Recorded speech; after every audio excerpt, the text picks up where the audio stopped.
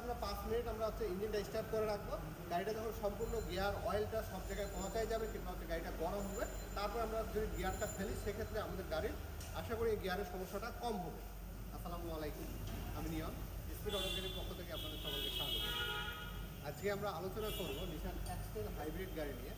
তো আমরা সকলেই জানি নিসান এক্সটেল হাইব্রিড গাড়ির একটা কমন রোগ আছে যে গিয়ার বক্সের সমস্যা হয়, এবিএস মোটরের সমস্যা হয়, ব্রেক বুস্টারের সমস্যা হয়। এই তিনটা হলো হাইব্রিড গাড়ির নিসান এক্সটেলের হলো কমন রোগ। এর মধ্যে আমাদের এই গাড়িটা আমাদের কাছে আসছে যে এটা গিয়ার বক্সে একটা ধাক্কা দেয় আর ভিতরে একটা শব্দ আছে, এই সমস্যা নিয়ে আমাদের কাছে আসছে। তো আমরা এটা প্রথমে অ্যানালাইসিস করলাম, দেখলাম যে এটা গিয়ার বক্সের সমস্যা। তো এটা আমরা এস্টিমেট দিলাম, যে ব্র্যান্ড নিউ এস্টিমেট দিলাম, রিকন্ডিশন এস্টিমেট দিলাম এবং হচ্ছে রিপেয়ার এস্টিমেট দিলাম। পরবর্তীতে কাস্টমার রিপেয়ারের জন্য হচ্ছে রাজি হয়েছে। আর হচ্ছে আপনারা জানেন রিপেয়ারে আমাদের 6 মাসের একটা ওয়ারেন্টি পিরিয়ড থাকে। তো এই 6 মাসের মধ্যে যদি কোনো প্রবলেম হয় সেটা আমাদের ফ্রি অফ কস্টে আপনাদের পরবর্তীতে আমরা করে দেবো, এটা সবাই জানেন। তো পরবর্তীতে আমরা হচ্ছে রিপেয়ার করার জন্য এটা পারমিশন পাইছি কিন্তু হচ্ছে এস্টিমেট পাস হয়েছে। তো আমরা এটা রিপেয়ার করতেছি অলরেডি। তো এটা আমরা হচ্ছে রিপেয়ারটা আমাদের এই পাশে চলছে, আপনাদের একটু রিপেয়ারটা করা হচ্ছে এবং কীভাবে থাকে আর কোন জিনিসগুলো আমরা কাজ করছি একটু দেখাবো আপনাদেরকে।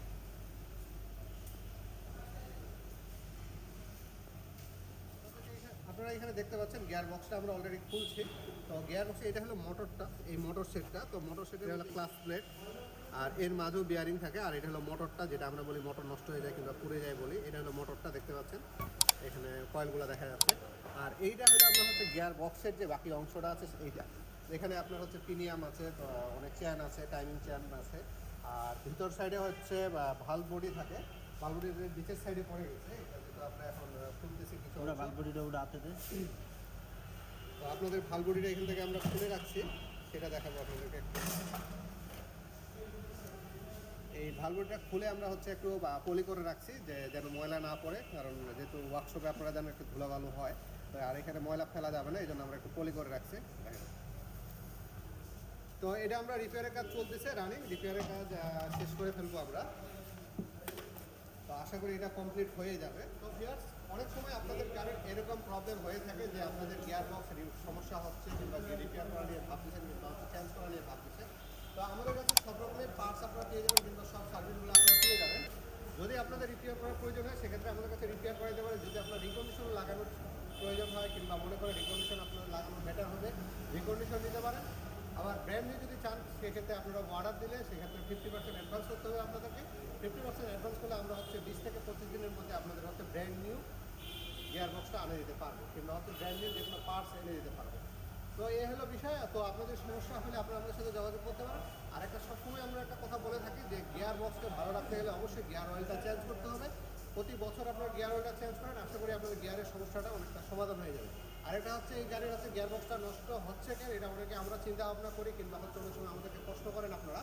তো এটা আসলে গিয়ার বক্স নষ্ট হওয়ার কিছু কারণ আছে। একটা হচ্ছে ম্যানুফ্যাকচারিং ফল্ট আছে, আরেকটা হচ্ছে আমাদের গিয়ার অয়েল কিংবা হচ্ছে চালানোর যে বিষয়গুলো আছে এগুলোতে কিছু ফল্ট থাকে, এই কারণে গিয়ার বক্স নষ্ট হয়। তো এই গাড়িগুলো চালানোর কিছু নিয়ম আছে, সেগুলো যদি আমরা বলতে যাই তো এই গাড়িগুলোর নিয়ম হলো সবার প্রথম সকালে যখন আমরা ফার্স্ট টাইম স্টার্ট করবো, মানে হচ্ছে আমরা 10-12 ঘন্টা কি 5 ঘন্টা 7 ঘন্টা যদি স্টার্ট বন্ধ রাখি, তাহলে অ্যাটলিস্ট 5 মিনিট আমরা স্টার্টে রাখি গিয়ার দিব না। অ্যাটলিস্ট আমরা 5 মিনিট আমরা হচ্ছে ইঞ্জিনটা স্টার্ট করে রাখবো। গাড়িটা যখন সম্পূর্ণ গিয়ার অয়েলটা সব জায়গায় পৌঁছায় যাবে কিংবা হচ্ছে গাড়িটা গরম হবে, তারপর আমরা যদি গিয়ারটা ফেলি সেক্ষেত্রে আমাদের গাড়ির আশা করি এই গিয়ারের সমস্যাটা কম হবে। হবে না তো এটা বলতেছি না, কিন্তু কম হবে। আর আমরা এই গাড়িটা যখন রানিং চালাচ্ছি, হাইওয়েতে উঠতেছি কিংবা হচ্ছে শর্টে চালাচ্ছি, আমরা যে রেডি পিক আপটা ইউজ করি, যে আমাদের গাড়ি যখন আমাদের 50-60 স্পিড আছে, যখন আমাদের একেবারে 20-এ আসতেছে, তখন আমরা আবার যখন স্পিডে উঠাতে যাচ্ছি, সেই সময়টাতে আমরা হচ্ছে গাড়িটা ওভার প্রেশার দিয়ে উঠাবো। সেই সময় নর্মাল রাখার চেষ্টা করবো, একটা স্পিডে আস্তে আস্তে উঠাবো। আর যখন আমরা যানজটগুলোতে থাকি কিংবা ঢাকার রাস্তায় যে আমাদের যানজট থাকে সেই রাস্তাগুলোতে গাড়িটা চালাবো, তখন আমরা হচ্ছে যে গ্যাপ পূরণ করার জন্য যে রেডি পিক আপটা দিয়ে আমরা দ্রুত ভাগানোর চেষ্টা করি গাড়ি, সেগুলো আমরা একটু অ্যাভয়েড করবো। তো এই অ্যাভয়েডগুলো যদি আমরা করি সেক্ষেত্রে এই গিয়ার বক্সগুলো ভালো থাকবে এবং হচ্ছে যে প্রবলেমগুলো হচ্ছে সেই ফেসগুলো একটু কম করবে প্রবলেমে। তো এই জিনিসগুলো হলে আপনার একটু মেনটেন করলে গাড়ির গিয়ার বক্সটা মনে হয় ভালো থাকবে।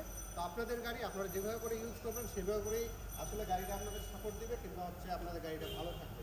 তো সেইভাবে করে চিন্তা ভাবনা করে আমাদের পরামর্শগুলো শুনলে কিংবা যদি না ভালো লাগে সেক্ষেত্রে আপনার মতন করে আপনি চালান, কিংবা আরও জায়গায় যেই জায়গায় পরামর্শ দিচ্ছে সেই জায়গাগুলোতে আপনারা পরামর্শগুলো শুনতে পারেন কিংবা হচ্ছে দেখতে পারেন, কিংবা অনেক গুগলে কিংবা হচ্ছে অনেক নিসান কোম্পানির হচ্ছে অনেক ওয়েবসাইটে অনেক রকমের মন্তব্য করা আছে কিংবা হচ্ছে প্রবলেমগুলো সম্বন্ধে বলা আছে, সেগুলো আপনারা চিন্তা ভাবনা করতে পারেন।